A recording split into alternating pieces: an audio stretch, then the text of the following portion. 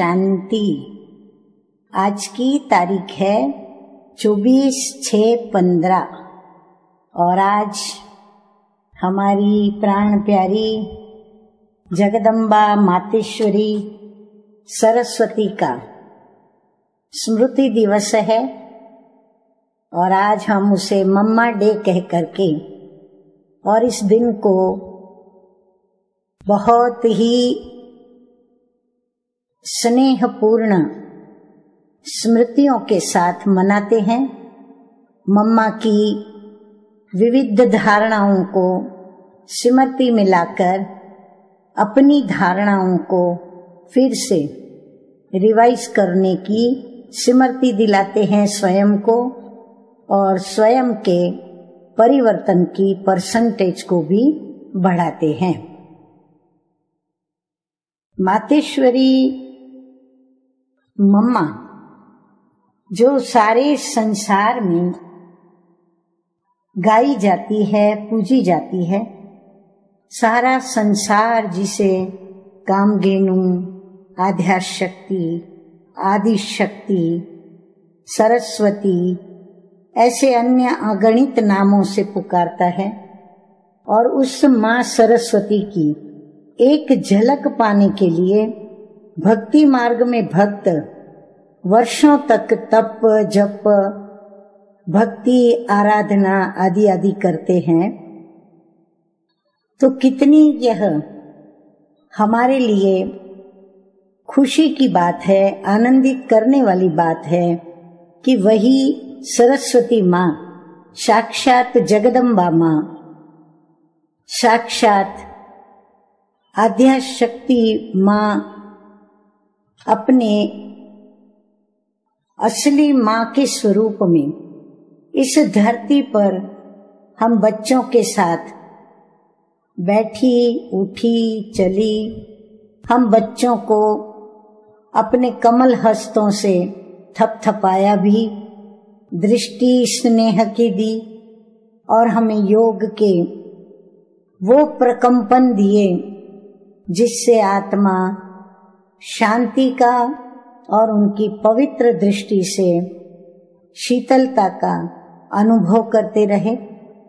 उनके ज्ञान युक्त मधुर बोल से आत्मा के अंदर शक्तियों का स्रोत प्रवाहित हुआ और इस प्रकार जीवन के अंदर आध्यात्मिक क्षेत्र के इस आध्यात्मिक जीवन को माँ की मधुर शिक्षाएं इतनी प्रभावित करती रही हैं कि आज तक हम अपनी माँ जगदम्बा की मधुर शिक्षाओं को याद करते हुए परिवर्तन उत्साह और उमंग के साथ करते ही जा रहे हैं। माँ के विषय में यदि और कुछ कहें तो ये भी कह सकते हैं कि मातेश्वरी जी शिरोमणि थी पवित्रता की, वो शीतला थी शीतलता की, वो तपस्विनी थी घोर तपस्या की, वह एक ऐसी अद्भुत अटूट निश्चय वाली अचल महिमा की धनी थी जिसके मुखमंडल को यदि कोई देखे, मैंने तो उनको देखा ही है, और जब मैंने उनको देखा तो मैं इतनी प्रभावित रही क्योंकि वह उनके मुखमंडल की जो आभा थी, प्रतिभा थी, वह कुदरत की जैसे कमाल थी। भारत और भारत की नारियों की जैसे वो शान दिख रही थी, योगियों में वो सर्व महान लग रही थी। और इस प्रकार माँ को जब जब देखा तो माँ जैसे हृदयेश्वरी दिखाई पड़ती थी। हर एक के हृदय में वो अपना स्थान बना लेती थी।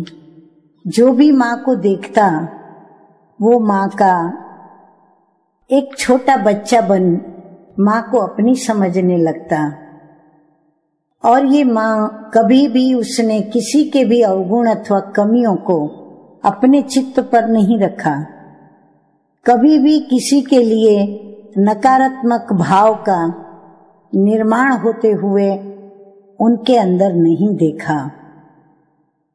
मम्मा इतनी निश्चय बुद्धि थी कि वह सदैव बाबा की आज्ञाकारी और वफादार रही। हाँ जी और जी हजूर जी हाजिर का पाठ सदैव उनकी प्रैक्टिकल लाइफ में देखा। वो अचल थी, अडोल थी, दृढ़ थी, और कभी भी मम्मा ने बाबा की मुरली मिस नहीं की। और सबसे बड़ी विशेषता, नारी का शस्त्र होता है आंसू, और वो आंसू से बहुत जल्दी बहते हैं, लेकिन मम्मा थी कि कभी भी रोई नहीं। कभी भी मम्मा की आंखों से तो क्या, लेकिन कभी भी मम्मा मन से भी रोई नहीं। और उससे भी बढ़कर एक विशेषता कि मम्मा से कभी भी कोई भूलें हुई नहीं इतनी, और यदि कोई भूल मम्मा से हुई तो वो भूल कभी भी मम्मा के द्वारा रिपीट नहीं हुई। मम्मा का हंसना मंद मंद जैसे देवताओं का मुस्कुराना, बिल्कुल ऐसा भासता था। मम्मा कहती थी, जोर से हंसो नहीं, जोर से बोलो नहीं, चलते समय आवाज न हो, सब कुछ धीमे से करो, शांति से करो। तो मम्मा की शिक्षाएं जो कि आज भी हम सभी को जीवन के अंदर बल भरती हैं, हिम्मत भरती हैं। मम्मा का वो मंद मंद मुस्कुराना, मम्मा का वो प्यार से दृष्टि का देना, और मम्मा का हम बच्चों को प्यार से सरल शब्दों में हर बात को समझाना इतना सुंदर था कि मैं आपको क्या बताऊं। भूले भटकों को जैसे कि मम्मा से मिलने से दिशा मिल जाती थी, जीवन को सही मंजिल मिल जाती थी। तो आइए सुनते हैं आज की मुरली, ये मम्मा की ही मुरली 24/4/6/65 की। सुनते हैं मम्मा को, मम्मा क्या कहती है। तो आज की मुरली का शीर्षक है, इस दुख की दुनिया में कोई भी तमन्ना नहीं रखनी है। सुख की दुनिया में चलने के लिए अपने संस्कार देवताई बनाने हैं। आगे, किसी ने अपना बना के हमको मुस्कुराना सिखा दिया। माँ कहती है मधुर स्वरों में कि एक है मुस्कुराने की दुनिया और दूसरी है रोने की दुनिया। अभी कहाँ बैठे हो? रोने की दुनिया का अंत और मुस्कुराने की दुनिया अथवा सुख की दुनिया का अभी सैपलिंग लग रहा है। हम हैं संगम पर, लेकिन अभी उस सुख की दुनिया के लिए पुरुषार्थ कर रहे हैं, तो अपना सारा अटेंशन उस पर ही है। अभी इस रोने की दुनिया अथवा दुख की दुनिया में कोई भी तमन्ना धन संपत्ति की, चाहे मर्तबे की, चाहे मान इज्जत की, किसी भी बात की नहीं रखनी है, क्योंकि अभी तो सभी में धन संपत्ति में भी रोना ही है, यानी दुख ही है। इस दुनिया की कोई भी प्राप्ति जिसको प्राप्ति गिनी जाए उसमें अभी कोई सुख रहा नहीं है। इसलिए बाप कहते हैं कि जो मैं मुस्कुराने की अर्थात सदा सुख की दुनिया बना रहा हूँ, उसमें चलने के लिए अपने संस्कार भी ऐसे बनाओ। देखो, चित्रकार भी जब देवताओं के चेहरे बनाता है तो बड़े अच्छे मुस्कुराहट वाले बनाते हैं। उनके चेहरे में पवित्रता, दिव्यता आदि दर्शाते हैं। तो अभी हम वही संस्कार बना रहे हैं अथवा धारण कर रहे हैं, क्योंकि वहां कोई दुख का चिन्ह है ही नहीं, वहां कभी रोना होता नहीं है। इसलिए बाप कहते हैं कि अभी बहुत रोया, बहुत दुख पाया, अर्थात दुख की दुनिया के अनेक जन्म भोगे। अभी वह रात पूरी होकर के दिन भी तो आएगा ना। तो ये रात अथवा दुख की जो जनरेशन्स है वह अभी पूरी होती है। अभी सुख की जनरेशन चालू होती है, तो उस सुख की दुनिया का फाउंडेशन यहाँ लगाना है। इसलिए अपनी बहुत संभाल करनी है। अभी फाउंडेशन लगा तो लगा, नहीं लगा तो फिर सदा के लिए उस सुख को प्राप्त करने से वंचित रह जाएंगे। जो गाया भी हुआ है कि मनुष्य जन्म अति दुर्लभ है। वह किस जन्म के लिए? इस जन्म के लिए, क्योंकि ऐसे जन्म तो हमारे बहुत हैं, परंतु सबसे महत्व इस जन्म का है, क्योंकि अभी हम अपना उच्च जनरेशन्स का फाउंडेशन लगा रहे हैं।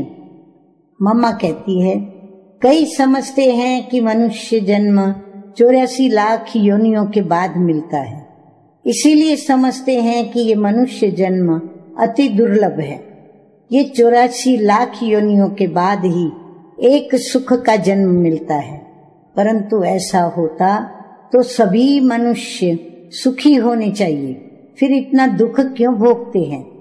मनुष्यों को तो मनुष्य जन्म में ही अपने जन्म लेकर के जो दुख अथवा सुख है या जो भी कर्मों का हिसाब है वो भोगना ही है। बाकी ऐसे नहीं कि कोई जानवर, पंछी, पशु या वृक्ष आदि मनुष्य बनता है, नहीं। ये तो सभी बातें अभी बुद्धि में है कि मनुष्य को अपने कर्म का हिसाब किताब मनुष्य जन्म में ही पाना है। और ये भी जानते हैं कि मनुष्य के अधिक से अधिक 84 जन्म होते हैं। बाकी जितना जितना जो पीछे आते हैं उनके जन्म भी कम रहेंगे। तो ये सभी हिसाब अभी बुद्धि में है। उस ही अनुसार हम जानते हैं कि हमारा अभी ये अंतिम जन्म है, जिसमें अभी हम नई जनरेशन अथवा सुख के अनेक जन्मों की जो प्रारब्ध है वो बना सकते हैं। इसलिए इस जन्म की महिमा है। ये जन्म सबसे उत्तम है, क्योंकि इसमें हम उत्तम बन सकते हैं। तो इस जन्म की बहुत संभाल और अटेंशन रखने का है। आगे मम्मा कहती है कि यही टाइम है जबकि परमात्मा आकर के अभी हमको ऊंच बनाने का बल दे रहा है। तो अभी जब उससे बल मिल रहा है तो लेना ही है। ऐसे नहीं कि इस जन्म में हम आप ही ऊंच बन जाएंगे, नहीं। बनाने वाला जब आया है तो उनसे अपने को बनना है। कैसे बनना है? उनके फरमान अथवा उनकी जो आज्ञा व मत मिल रही है उसको लेकर के बनना है। अभी उसकी मत व डायरेक्शन क्या है? वह तो अच्छी तरह से बुद्धि में है ना, कि बी होली एंड बी योगी, मुझे याद करो और पवित्र रहो। तो ये बात अपनी बुद्धि में अच्छी तरह से रखकर उनके फरमान पर अपने को चलाना है। तब अपना जो सौभाग्य है वो ऊंच बना सकेंगे अथवा उस सदा सुख की दुनिया का सुख पा सकेंगे। ऐसे नहीं समझते हो कि ये सब कल्पनाएं हैं, ऐसा तो ख्याल नहीं आता है ना। कल्पना क्यों समझी जाए, जबकि हम देख रहे हैं कि ये दुख की दुनिया है। अब ये तो कल्पना नहीं है, ये प्रैक्टिकल है ना। ऐसे तो नहीं कि ये संसार सदा दुख का ही है, इसमें सुख और दुख दोनों ही है। परंतु सुख का भी समय है ऐसे नहीं कहेंगे कि अभी जो सुख है बस यही सुख है, यही स्वर्ग है। ऐसा ही दुख है परंतु है नहीं। अभी के सुख को सुख नहीं कहेंगे, वो सुख जो था जिसमें हम सदा सुखी थे वह चीज ही और है, इसलिए सुख उसको कहेंगे। आज कल्पना क्यों समझते? क्योंकि आज वो है ही नहीं, यानी जो सतयुगी सुख था असली वो है ही नहीं। परंतु ये अपने विवेक और नॉलेज के बल से समझते हैं कि जब दुख की दुनिया है तो जरूर सुख की दुनिया भी होनी चाहिए। कई तो ऐसा मार्ग बतलाते हैं कि भले दुख आवे परंतु तुम समझो कि मैं सुखी हूँ।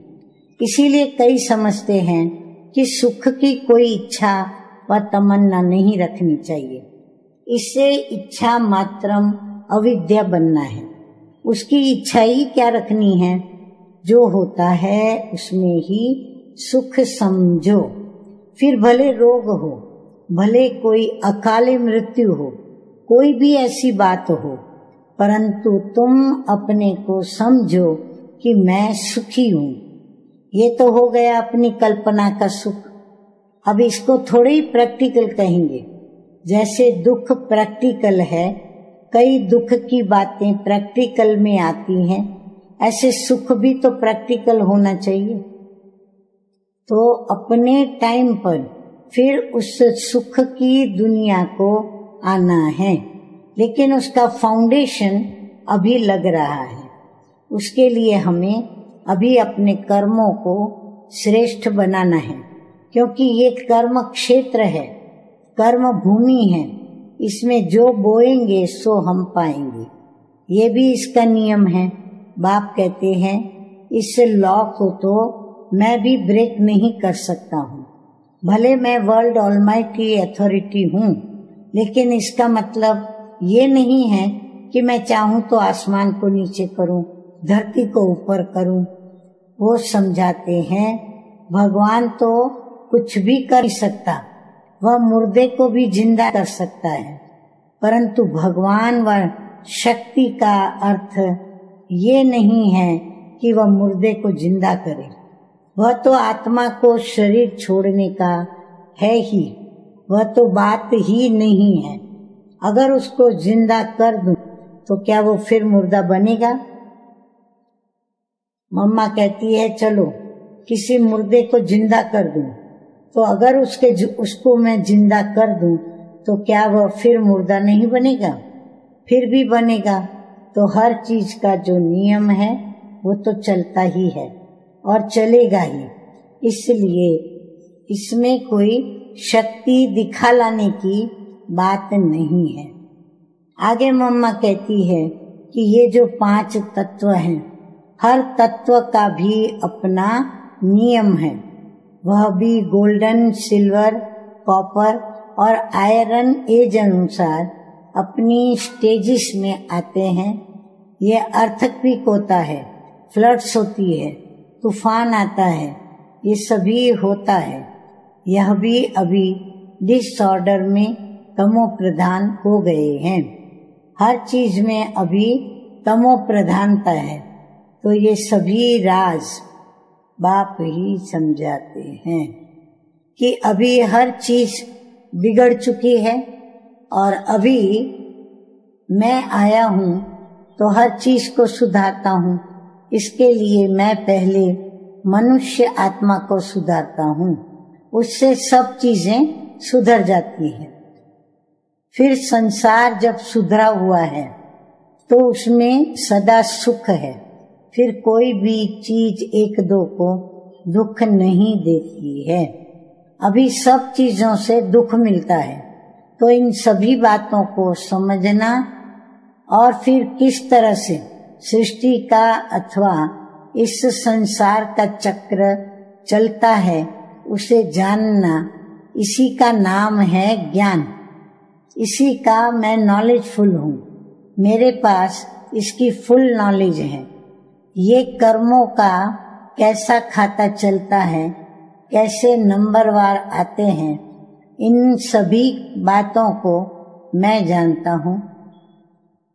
इसीलिए कहते हैं कि ज्ञान को कोई भी मनुष्य यथार्थ रीति समझ नहीं सकते, क्योंकि मनुष्य तो सब इस चक्र में आने वाले हैं। तो जो चक्र में आने वाले हैं वह इन बातों को नहीं जान सकते हैं। जो चक्र से बाहर हैं उसके पास ये सब नॉलेज रहती है। तो बाप कहते हैं कि मैं ही आकर के फिर सुनाता हूँ, क्योंकि वह जानकारी मेरे पास ही रहती है और सबसे भूल जाती है।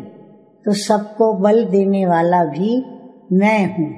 मेरे में ही वह पावर रहती है और तो सभी जन्म मरण के चक्र में आकर के अपनी पावर्स खो देते हैं। तो मैं आता हूँ अपना बल देने के लिए। यह तो बहुत सीधी बात है, इसमें मूंझने की बात है ही नहीं। इसलिए मुझे परम आत्मा, शक्तिवान, जानी जाननहार, ज्ञान का सागर कहकर के महिमा करते हैं। यह मेरी महिमा कोई मुफ्त की थोड़ी है। मैंने काम किया है और मेरा कुछ कर्तव्य है।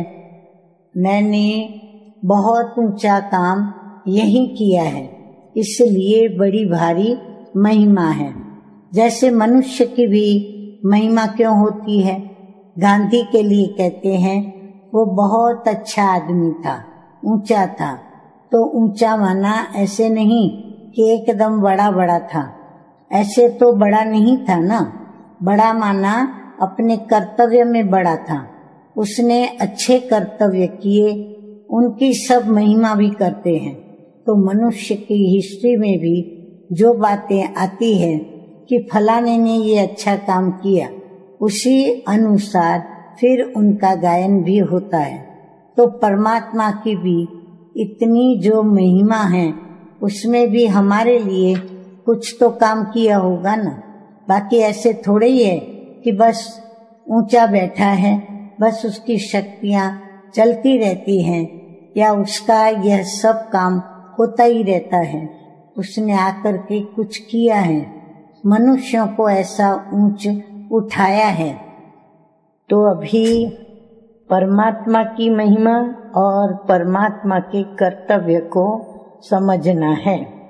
जैसे धर्मपिताएं भी जो आए हैं, जिनकी महिमा गाई हुई है, जैसे गुरु नानक देव, क्राइस्ट, बुद्ध आदि, उन्होंने भी तो उनके तरफ ही इशारा किया है ना। तो ये सब साफ बातें हैं जिसको समझ करके पुरुषार्थ करना है। और बाप जो फरमान करते हैं कि मुझे याद करो और अपने कर्मों को अच्छा पवित्र रखो, तो उससे तुम्हारा यह जो हेवन का अधिकार है वह तुमको प्राप्त होगा। बाबा कहते हैं कि तुम वैसे भी कर्म तो करते ही हो, परंतु वह कर्म तुम्हारे रॉन्ग हो जाते हैं, उसी से तुम्हारा फिर दुख भी बढ़ता जाता है।